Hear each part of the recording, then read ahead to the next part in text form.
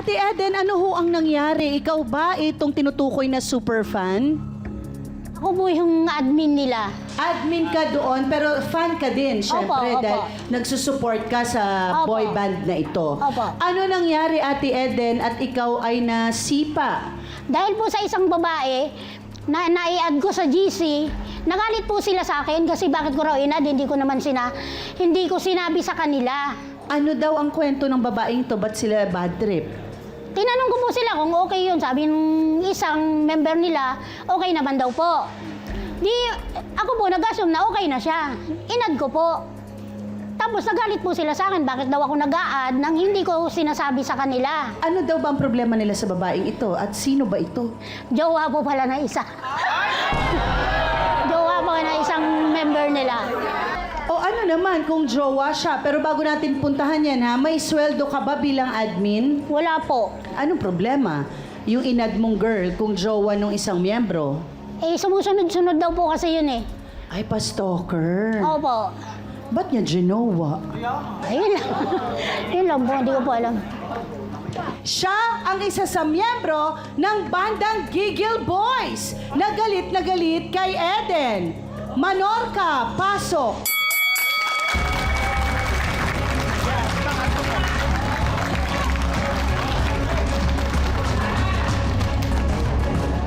Sir Manorca, diretsahang tanong, bakit niyo naman blinak si Eden sa grupo niyo, sa inyong chat group? Ginawa niya kasi hindi sa amin nagpaalam na mayroon siyang ipapasok. Ang sinabi lang niya na okay ba ito si girl, ganun. Oh, sinabi din sabi ko naman. po, okay po yan. Mabait po yan. Pero wala akong sinabi na ipasok niya. Eh, siyempre po ako kasi admin ako eh. Kailangan, di ba, dumami yung followers. Iniisip ko po maganda yon, mabait yon. Ipinasok ko po para siyempre dagdag followers din po yon. Ang usapan natin, mag-usap muna tayo bago natin yan, ipasok. Hindi po tayo nag-usap na Okay, Sir Manorca, bakit ayaw mo sa babaeng ito? Kasi 'di ba fan page yan, so marami dapat marami namang fans niyan. So itong isang particular na tao ay ayaw mo, pero umuo ka. Hindi ko nagigets, no? Tinanong kayo kung pwede sumama sa fan page, umuo ba kayo? Wala po kaming ganung. Inoohan. Opo. Eh bakit ayaw nyo dito sa babaeng ito? Kasi po, dati ko po siyang ex. Ex nyo. O, ano nangyari? I mean, hindi ko tinatanong ano nangyari talaga sa relasyon. Ano ang nangyari? Bakit sumasali pa rin siya sa fan page, sa grupo? Siguro Kung po, ex ma'am. na siya. Siguro po, ma'am, para makita lang ako sa... Kaya, gumagawa siya ng para makita ako. kapal. Okay. So, Pogi mo. ay, hindi, ganun, di ba? Kasi, okay. So, kung ang feeling mo, sinusundan-sundan ka. Parang gano'n na nga po. Kasi sinabi ko naman sa kanya dati na ayaw ko na sa kanya. Kasi iba ugali. Nakarating kasi sa amin na sinisiraan ka ng babaeng ito sa group nyo. Opo. Hindi ko po alam. Okay. So, hindi naman niya alam, Manorca, na sinisiraan ka. Kasi nagtataka kami, bakit kailangan si Ate Eden madamay? Bakit siya yung kailangan matanggal, diba? Okay. Sir Manorca, pwede ba matanggal para makita lang namin yung maganda mong mata? Pwede ba mag-request? Ganda. Ayan. Mas maganda pala yung mata nyo eh. Okay lang, komportable nang walang shades? Opo. Okay, sige. Siya ang babaeng fan na sinasabing naging lover at stalker ni Manorca. Nelia, pasok.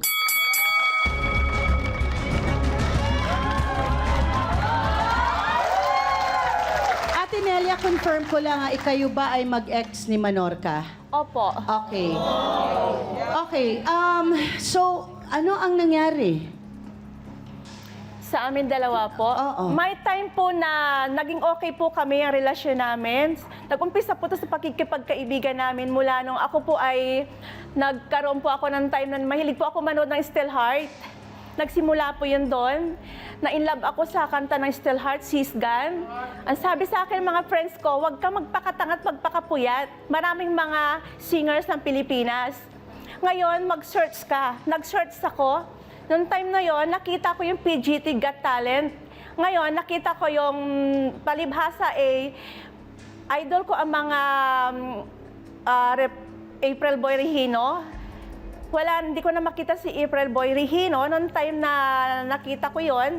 Ngayon, nakita ko siya na isang cover ng April Boys. Ngayon, nag-comment ako sa kanya. Nag-comment ako sa kanya, ha? Nag-comment ako. Nag-meet kayo? Nag-reply siya. After 1 week, naging okay ang aming mga comment. O, diba? Diba? Wait lang, Ate Nelia, ha? Nag-umpisa- Ipa-fast forward natin. Nagkita kayo, naging kayo. Gaano kayo katagal? Ang pagkikipagkaibigan po namin, inabot po ng siguro mga 1 year po. Ano pakikipagkaibigan? Pero Pero naging kayo, sir. Opo, Okay, gaano katagal? 1 taon? 1 taon mahigit po. Ano ang nangyari? At kasi ngayon, ikaw ay tinatawag na stalker at sinisiraan mo na ngayon ang kanyang grupo. Ano Dahil- ang nangyari? Dahil po sa mga comment na nakikita ko, na may mga babae ako nakikita na isa niyang girlfriend, may girlfriend doon, may girlfriend, pinagbubuhol-buhol niya kami.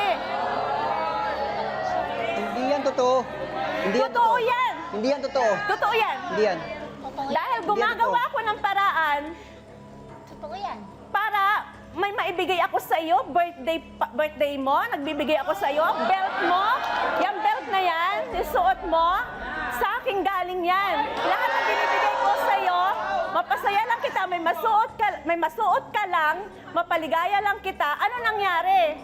Okay, so ito ba ay sinasabi mo, Ate Nelia, dahil ito ang dahilan bakit kaya ka sinasabing naninira sa kanila or nag-stalker ka?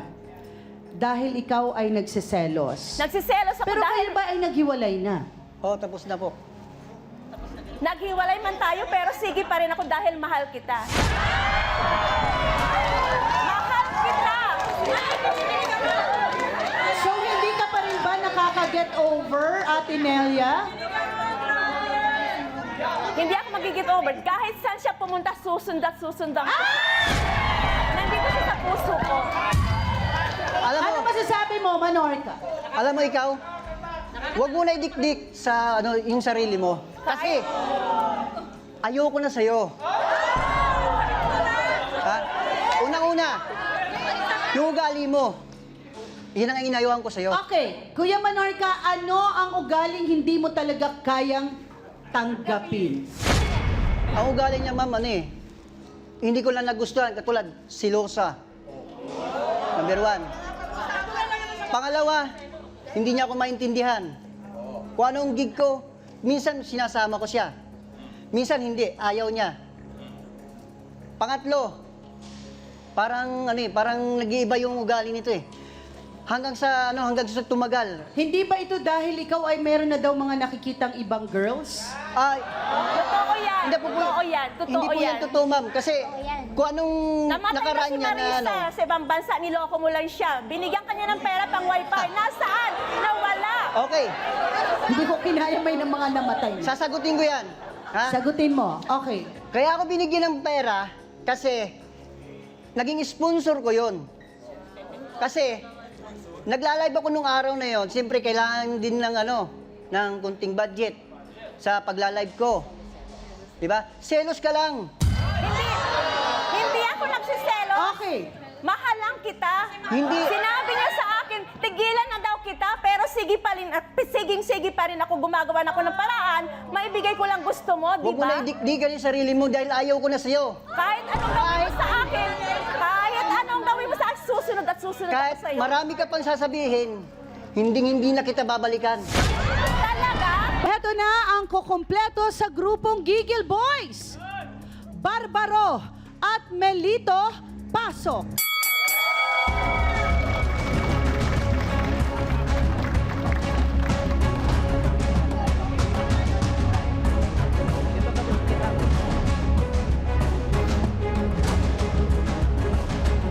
Ang sa inyo, Barbaro at Melito, bakit kayo din daw po ay galit kay Eden at Nelia?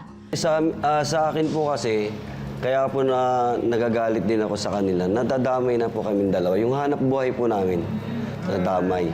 Dahil saan ba kayo sinisiraan ni Ate Nelia? So po, yung silang dalawa po sa... halimbawa po, Kasama ka ba, Eden? Opo, sa... Sinisiraan mo na rin sila? Oo, kasama. Eh, hindi ba't fan ka? Eh, tinanggal na nga po nila ako eh. Dahil tinanggal ka. Opo. Dahil doon na bad trip ka. Saka, Okay. Okay. So, ano-ano itong mga paninira? Katulad ng... Yung po, halimbawa, may gig po kami. Ganito. Parang sinasabotahe niya po. Minsan nakaka-cancel po na gano'n. May tumatawag daw, pinaka-cancel daw nila. Gano'n. Okay. Totoo ba ito, Sir, Opo. Molito? Kaya naman po siya nagalit sa amin ng Melton, tuluyan. ah. Kasi po, pinagsabihan po namin siya na gumagawa siya ng sarili niyang desisyon. Ang kinakausap niya lang po na pwede niya ipasok itong isa, ito lang pong kasama namin. Hindi po siya dumaan sa amin dalawa. Bilang admin, bilang idol niya, kuno, dapat in-inform din niya sana kami. Kaming dalawa. Kaming dalawa.